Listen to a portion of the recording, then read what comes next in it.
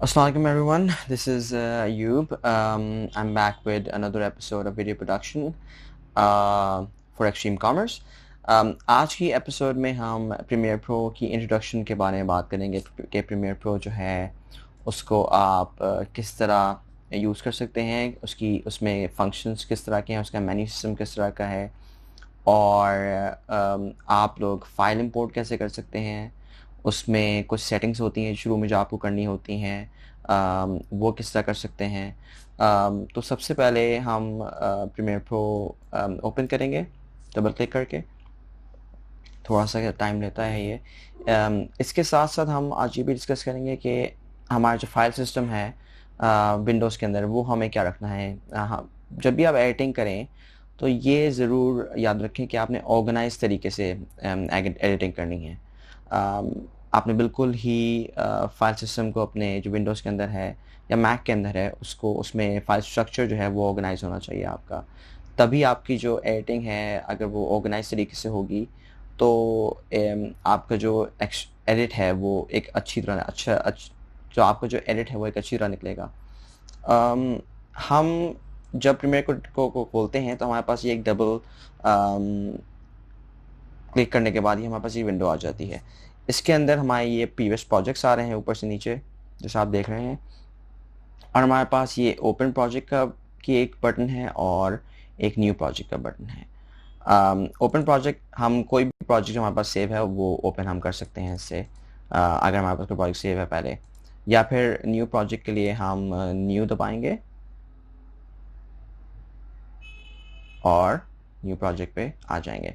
New project window के अंदर हमारे पास सबसे पहले नाम है प्रोजेक्ट का। मैं इसको test1 दे देता हूँ नाम। हमें देखना है कि इस कहाँ सेव हो रहा है। आप इसको कहीं भी सेव कर सकते हैं, ये इसका अपना एक डिफ़ॉल्ट उसकी जगह होती है, वहाँ सेव कर सकते हैं। यहाँ आप ब्राउज करके जहाँ भी आप सेव करना चाहें कंप्यूटर में प्रोजेक्ट सेव कर सकते हैं। उसके नीचे हमारे पास कुछ सेटिंग्स आ रही हैं वीडियो रेंडरिंग की। अच्छा, रेंडरिंग एडिटिंग के अंदर एक ऐसी इस्तेलाह है, उसका मकसद ये होता है कि जब भी आप कोई चीज़ एक्सपोर्ट करने जा रहे होते हैं, कोई भी फुटेज अंदर लाते हैं, जब आप उसको फाइनल एक्सपोर्ट करने जा रहे होते हैं तो उसको रेंडर करना होता है, उसकी फाइनल शेप लानी होती है। रेंडरिंग यूजुअली ग्राफिक कार्ड्स के ज़रिए भी होती है, आपके जो कंप्यूटर के अंदर ग्राफिक कार्ड है उसके ज़रिए भी होती है। मेरे कंप्यूटर के अंदर एक एनवीडिया का ग्राफिक कार्ड लगा हुआ है, तो आपके पास देखें दो ऑप्शन आ रहे हैं। एक आ रहा है Mercury playback engine software only, और एक आ रहा है Mercury playback engine GPU acceleration यानी CUDA। CUDA is a term for graphic acceleration by Nvidia graphic cards. तो मैंने बाय डिफ़ॉल्ट कभी कभी आपका ये सिलेक्ट हुआ होता है, यानी कि जो आपका कंप्यूटर के अंदर ग्राफिक कार्ड लगा है वो सिलेक्ट हुआ होता है। लेकिन अगर आपके पास एक एनवीडिया का ग्राफिक कार्ड है देन यू कैन सेलेक्ट, या कोई भी ग्राफिक कार्ड है then you can select that यहाँ से। और देखिए मैंने वो सिलेक्ट कर लिया, टिक लगा होता है उस पर। उसके नीचे मेरे पास कैप्चर फॉर्मेट है। अच्छा, कैप्चर फॉर्मेट बहुत ही सिंपल सी एक इस्तेलाह है, यानी कि जब भी आप किसी भी कैमरे से रिकॉर्डिंग करते हैं तो उसका एक फॉर्मेट होता है। यूजुअली पुराने ज़मानों में एक DV फॉर्मेट होता था, यानी कि हाई डेफिनेशन नहीं होता था, नॉर्मल 420p रेजोल्यूशन होती थी वो। और उस 720p से नीचे जितनी भी रेजोल्यूशंस हैं वो DV फॉर्मेट कहलाएंगी। 720 के बाद जितनी रेजोल्यूशंस हैं वो HDV कहलाएंगी। अगर आपने अपना ये विंडो न्यू प्रोजेक्ट की विंडो में DV हुआ हो और आपकी फुटेज HDV है तो मेक श्योर कि आप उसको HDV करें। अगर आपने अपने मोबाइल से कल रिकॉर्डिंग करनी है, फॉर एग्जांपल आपने कोई अपना इंटरव्यू रिकॉर्ड करना है, तो you have to make sure कि your capture format is selected properly. हम उसको सिलेक्ट HDV करेंगे and we will press okay. बाकी सेटिंग्स भी हैं इसमें, स्क्रैच सेटिंग्स, लेकिन यू कैन लीव जो डिफ़ॉल्ट हुई भी हैं उस पर। तो हमने यहाँ पे सेलेक्ट किया प्रोजेक्ट नेम, हमने जो जगह है वहाँ सेलेक्ट कर ली कि कहाँ से हो रहा है, और हमने अपना कैप्चर फॉर्मेट भी सिलेक्ट कर लिया है। प्रेस ओके एंड देन ये हमारे पास एडोब प्रीमियर प्रो का मेन विंडो आ गई है।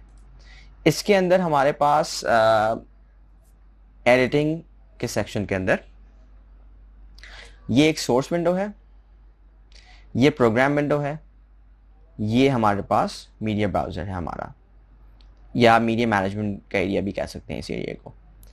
ये जो टाइमलाइन है, यानी कि जो भी फुटेज आपने एडिट करनी है वो आप यहाँ कर सकते हैं। जो भी चॉपिंग करनी है, जो भी ट्रिमिंग करनी है, जो भी कटिंग करनी है किसी फुटेज की, वो आप इस जगह करेंगे।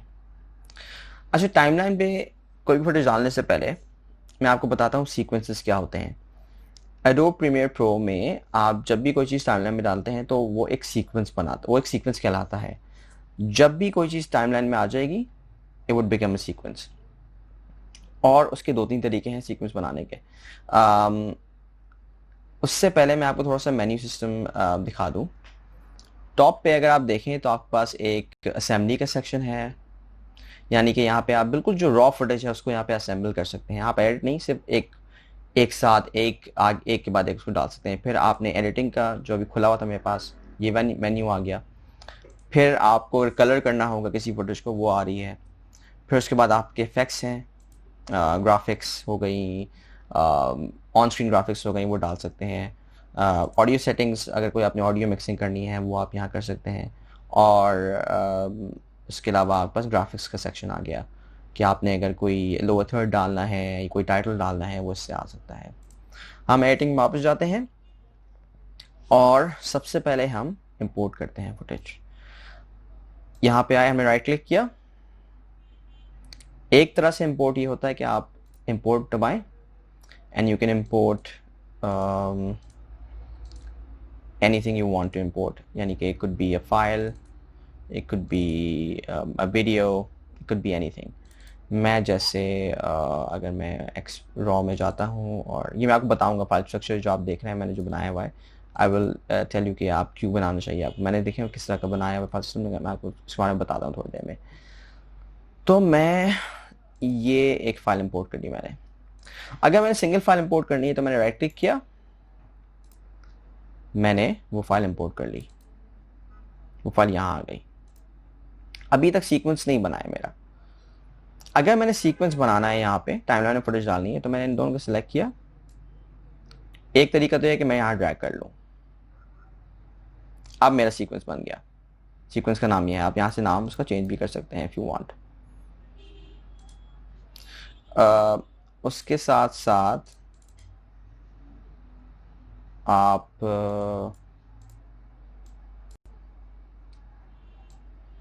ये पूरा एक सीक्वेंस बन गया है, फुटेज आई हुई है यहाँ पे मेरे पास। लेकिन एक और तरीका ये है कि मैंने ये डिलीट किए दोनों सीक्वेंसेस और मैंने एक फुटेज उठा के, ये आप देख रहे हैं न्यू आइटम, इसमें डाल दी, तो सीक्वेंस बन गया। अगर हम न्यू आइटम को क्लिक करेंगे तो हमारे पास सीक्वेंस आ रहा है, हमारे पास जिसमें लेयर्स आ रही हैं, हमारे पास और डिफरेंट ऑप्शंस आ रहे हैं, caption, HD bars and tone, ये सारा कुछ आ रहा है। हम अगर डायरेक्ट फुटेज उठा के इसमें डाल देंगे तो हमारे पास सीक्वेंस बन जाएगा, फुटेज हमारे पास यहाँ चल रही है। अगर लेकिन जब भी आप रॉ फुटेज डालते हैं तो पहले मैं तो ये करता हूँ कि मैं सोर्स विंडो में डालता हूँ उसको, ताकि मैं इसको यहाँ पे मार्क इन मार्क आउट के ऑप्शन से ट्रिम करके यहाँ लेके आऊँ। हमेशा जब भी आप एडिटिंग करें तो मेक श्योर ये करें कि जब आप टाइमलाइन में फुटेज डालें तो वो काफ़ी हद तक क्लीन होनी चाहिए। उसमें जो भी आपने ट्रिमिंग करनी है, जो भी चीज़ हटानी है, वो ट्रिम हुई भी हो, और फिर वो टाइमलाइन में लाएं। फिर टाइमलाइन में आप माइन्यूट और चेंजेस और कटिंग एंड माइन्यूट चेंजेस कर सकते हैं। लेकिन जो मेजर आपने कटिंग करनी है वो आप सोर्स विंडो के थ्रू कर सकते हैं यहाँ पे।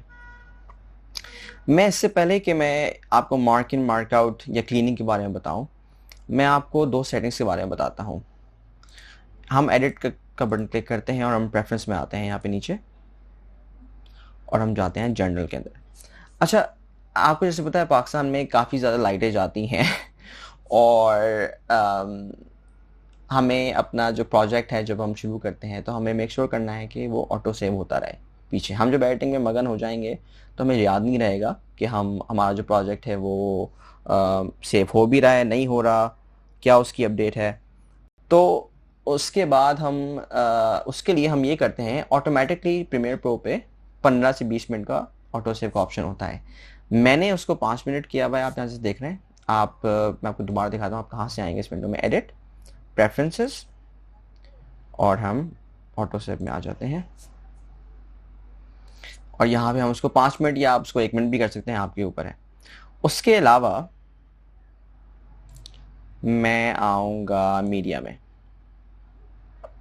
इसमें बहुत सारी सेटिंग्स हैं, मैं आपको लेकिन दो बेसिक सेटिंग्स बताता हूँ। एक तो कि आपने ऑटो सेव अपना कम कर लिया टाइम, जो टाइम कम से कम होगा ऑटोमेटिकली ये आपका प्रोजेक्ट सेव करता रहेगा। आप एडिट करते रहें, लाइट जाती है उससे पहले वो लाइट जाती है, कोई और डिस्ट्रप्शंस होती हैं, वो सेव आपका प्रोजेक्ट सेव रहेगा।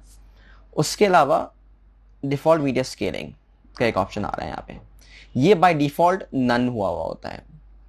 इसका इसका मतलब क्या है? इसका मतलब ये है कि अगर मैंने एक फुटेज शूट की है 4K रेजोल्यूशन से और एक फुटेज मैंने शूट की है हाई डेफिनेशन रेजोल्यूशन से, उनकी जो स्केलिंग होती है, क्योंकि उनकी रेजोल्यूशन डिफरेंट हैं, उनकी स्केलिंग भी डिफरेंट होती है। 4K रेजोल्यूशन जो होती है वो साइड से कटी भी हो सकती है, और जो 1080p रेजोल्यूशन है वो साइड से कटी भी नहीं हो सकती, डिपेंड करता है फुटेज के ऊपर। आपने मेक श्योर ये करना है कि आपने इसको नन से सेट टू फ्रेम साइज करना है। उससे ये होगा कि आप जो भी फुटेज इंपोर्ट करेंगे, वो चाहे 1080p हो, वो चाहे 720p हो, वो 4K हो, जो भी इसकी रेजोल्यूशन है, प्रीमियर प्रो ऑटोमेटिकली क्या करेगा, प्रीमियर प्रो आपकी वो जो फुटेज है उसको उसको जो इंपोर्ट करेगा, तो वो आपका जो फ्रेम साइज है उसमें ऑटोमेटिकली सेट कर देगा, तो वो साइड से कटेगी नहीं, और उसका जो साइज होगा वो आपके जो प्रोजेक्ट का फ्रेम है उस पर आएगा। ये प्रोजेक्ट मैंने 29.97 फ्रेम्स पे मैंने सेट किया हुआ है। आपने अपनी फुटेज के हिसाब से प्रोजेक्ट सेट करना है। अब मेरा ये जो फुटेज है मेरी, ये 25 फ्रेम पर सेकेंड है। 1920 ये मेरी फुटेज डिटेल्स आ रही है, 1920 बाय 1080p 25 फ्रेम पर सेकेंड। तो मैं प्रेफरेंसेस में जाके इसको यहाँ पे कैप्चर के अंदर जाके इसको चेंज कर सकता हूँ।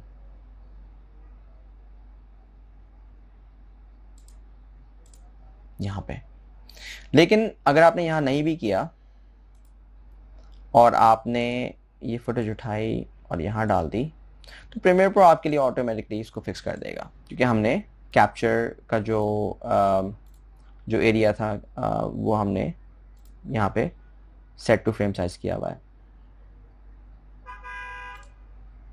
सेट टू फ्रेम साइज हमारा आ रहा है, हमने इसको ओके किया, बंद किया, हमारी फुटेज यहाँ आ गई। मैं आपको अब ये जो सोर्स विंडो है इसमें क्लीनिंग करना सिखाऊंगा कि आप अपनी फुटेज को क्लीन किस तरह कर सकते हैं। यहाँ पे आपके पास बहुत सारे ऑप्शंस आ रहे हैं, बहुत सारे बटन्स आ रहे हैं। एक है ऐड मार्कर, आप फुटेज में मार्कर लगा सकते हैं कहीं पे।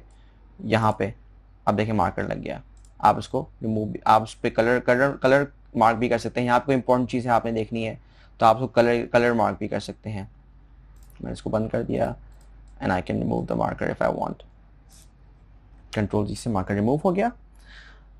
अब मुझे पूरी फुटेज नहीं चाहिए टाइमलाइन में, मुझे थोड़ी सी फुटेज चाहिए। तो एक तरीका तो है कि मैं उसको यहाँ लेके आऊँ, यहाँ मैं क्लीन करूँ। लेकिन एक बेहतर तरीका ये है, क्योंकि इसमें बहुत सारी मिस्टेक्स मुझे और नज़र आ रही हैं और मुझे सिर्फ इतनी फुटेज चाहिए, तो मैं, और मेरा जैसे हाथ आ रहा है आप देखें, मुझे सिर्फ यहाँ से फुटेज चाहिए। उसके लिए मैं ये दो बटन यूज़ करूँगा, मार्क इन, मार्क आउट। बहुत ही सिंपल तरीका है। मार्क इन आप आई से भी कर सकते हैं, प्रेस करेंगे आई उससे भी कर सकते हैं, या बटन दबा के भी कर सकते हैं। मैंने यहाँ से फुटेज शुरू किया, मार्क इन किया, और मुझे सिर्फ यहाँ तक चाहिए फॉर एग्जाम्पल। तो मैंने एक और दफ़ा मैंने ओ दबा दूंगा अपने कीबोर्ड पे, या फिर मैं मार्क आउट का बटन दबा दूंगा यूँ करके। अब आप देखें हुआ क्या। अब ये हुआ कि मार्क इन मार्क आउट का जो मैंने किया है ऑप्शन, पूरी क्लिप ऑलमोस्ट 3 मिनट की है, लेकिन जो मार्क इन मार्क आउट हुआ है वो सिर्फ इतना सेक्शन हुआ है। अब मैं अगर इसको ड्रैग करूंगा तो अब देखें होता क्या है, सिर्फ वो फुटेज ड्रैग हुई है, टाइमलाइन में हमारा सीक्वेंस बन गया है ऑटोमेटिकली, और हमारी फुटेज हम यहाँ देख सकते हैं। ये देखें, सिर्फ वही फुटेज ड्रैग हुई है जो मार्क इन मार्क आउट है। This is done. और हमें अगर एक और चीज़ मैं आपको एक और दफ़ा दिखाता हूँ, अगर आपने एक और दफ़ा मार्क इन मार्क आउट करना है, हमने कोई और चीज़ मार्क आउट करनी है तो हम कर सकते हैं वो भी। मैंने फॉर एग्जाम्पल यहाँ से मार्क इन करना है दोबारा से, मुझे ये फुटेज यहाँ से यहाँ तक चाहिए फॉर एग्जाम्पल, मैंने उसको किया, वो पुराने मार्कआउट हट गए ऑटोमेटिकली, मैंने उनको भी ड्रैग कर लिया। तो ये एक बेसिक मार्क इन मार्कआउट की एडिटिंग का तरीका है जो आप सोर्स विंडो में कर सकते हैं।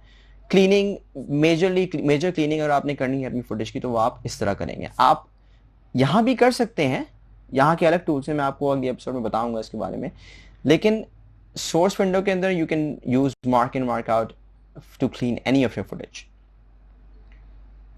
मैं एक और दफ़ा मार्क इन यूज करता हूँ, यहाँ से मार्क इन किया मैंने, यहाँ मार्कआउट किया, अब मेरे पास ये 3 क्लिप्स आ गई। I can now clean them further इसी टाइमलाइन के अंदर,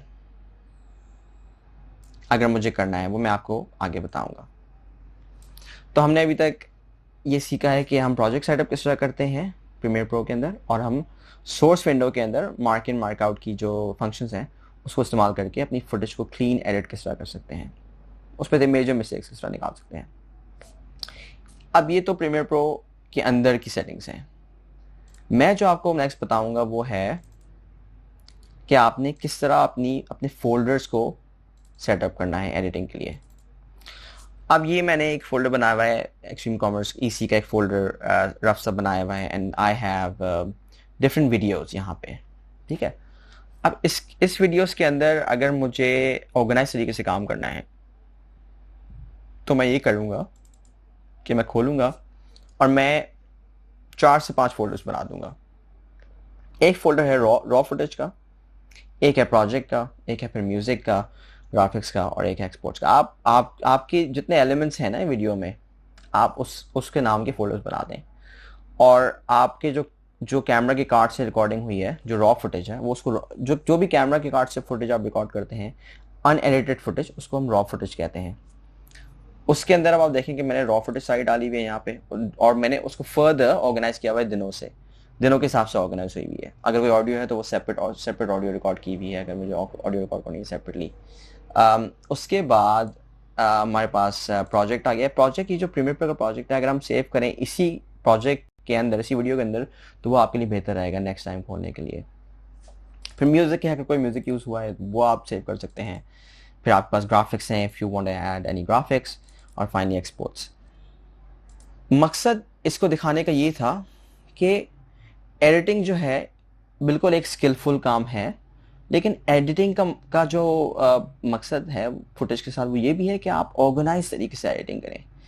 if you are an organise editor, तो आपको एडिट में एक तो आपका एडिट अच्छा निकलेगा, क्योंकि आपकी हर चीज़ ऑर्गेनाइज है। आपकी फुटेज कहीं मिसिंग नहीं होगी कि आपने फुटेज अगर कहीं प्ले की है, आपने फुटेज अगर कहीं रखी है तो वो आपको पता है कहाँ रखी है, वो कहीं गुम नहीं हो सकती। आपने ऑर्गेनाइज तरीके से फोल्डर्स बनाए हुए हैं, ये पीछे आप देखें कि मैंने फोल्डर्स ऑर्गेनाइज तरीके से बनाए हुए हैं, प्रॉपर्ली ऑर्गेनाइज किया हुआ है फोल्डर स्ट्रक्चर। यहाँ पे जैसे मैंने आपको बताया था, आप इंडिविजुअल फाइल्स भी इंपोर्ट कर सकते हैं, लेकिन अगर मैंने पूरा फोल्डर इंपोर्ट करना है तो वो मैं कैसे करूँगा। प्रीमियर प्रो सीसी और इससे पिछले जो वर्जन है वो आपको ऑप्शन देते हैं कि आप पूरा का पूरा फोल्डर इंपोर्ट कर दें। यहाँ पे 2 तरीके हैं फोल्डर्स बना के। एक तो ये है कि आप राइट क्लिक करें और न्यू बिन बना दें। फोल्डर्स को यहाँ पे बिन्स कहते हैं प्रीमियर प्रो के अंदर, और मैं उसका नाम भी यहाँ से चेंज कर सकता हूँ। अगर मैं चाहूँ बिन 1 या कुछ भी नाम रख सकता हूँ मैं, raw footage for example raw 1 रख दिया मैंने, या मैं इसको टेस्ट प्रोजेक्ट का नाम दे सकता हूँ। ये एक मेरा बिन बन गया। अब अगर मुझे पूरा का पूरा फोल्डर इंपोर्ट करना है, फाइल्स हमने इंपोर्ट कर ली इंडिविजुअली, तो हम इंपोर्ट दबाएंगे। लेट्स से मैंने पूरा रॉ के अंदर जो चीज़ें हैं वो सारी इंपोर्ट करनी है। मैं इसको सेलेक्ट करूंगा और इंपोर्ट फोल्डर दबा दूंगा। अब देखें होगा क्या। थोड़ा टाइम लगेगा क्योंकि आप सब कुछ इंपोर्ट कर रहे हैं, लेकिन होगा ये कि आपको यहाँ पे बिन्स बनाने की जरूरत नहीं पड़ेगी। पूरा का पूरा फोल्डर, उसके अंदर के सब फोल्डर्स, सारे folders automatically Premiere Pro recognise करेगा और उसने यहाँ उठा के डाल दिए। अब इसका फायदा क्या है। अब मैंने आपको जैसे बताया था कि मैंने पीछे अपने विंडोज के अंदर मैंने एक स्ट्रक्चर ऑलरेडी बनाया हुआ है। अब जैसे मैंने वो स्ट्रक्चर बनाया तो मुझे यहां पे दोबारा बनाने की जरूरत नहीं पड़ी। मेरे पास ऑलरेडी एक फोल्डर स्ट्रक्चर बना हुआ है और फोल्डर सारे के सारे प्रीमियर ने इंपोर्ट कर लिए हैं।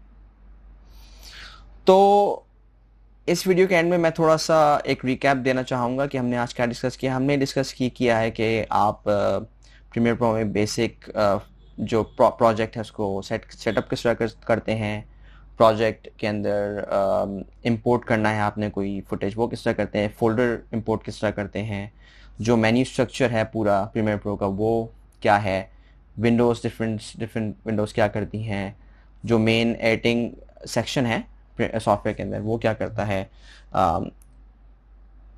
मैं उम्मीद करता हूँ कि ये पहली एपिसोड प्रीमियर प्रो की आपको समझ में आई होगी, आपके लिए कारआमद रहेगी। इसी तरह की मैं 4 से 5 और एपिसोड्स लेके आऊँगा जिसमें हम एडिटिंग की डिटेल्स बुझाएंगे। हम यानी कि फॉर एग्जांपल टाइमलाइन में हमें एडिट करना है वो हम किस तरह कर सकते हैं, हम ऑडियो किस तरह फिक्स कर सकते हैं, हमें अगर कोई इफेक्ट्स डालने हैं, हमें कोई ट्रांजिशंस डालने हैं, हमें कोई टाइटल्स डालने हैं वो हम किस तरह डालेंगे, हमें अगर कोई म्यूज़िक मिक्स करना है वो हम किस तरह करेंगे। तो मैं उम्मीद करता हूँ कि आप अगली प्रीमियर प्रो की एपिसोड में मुझे ज्वाइन करेंगे। शुक्रिया, थैंक यू सो मच।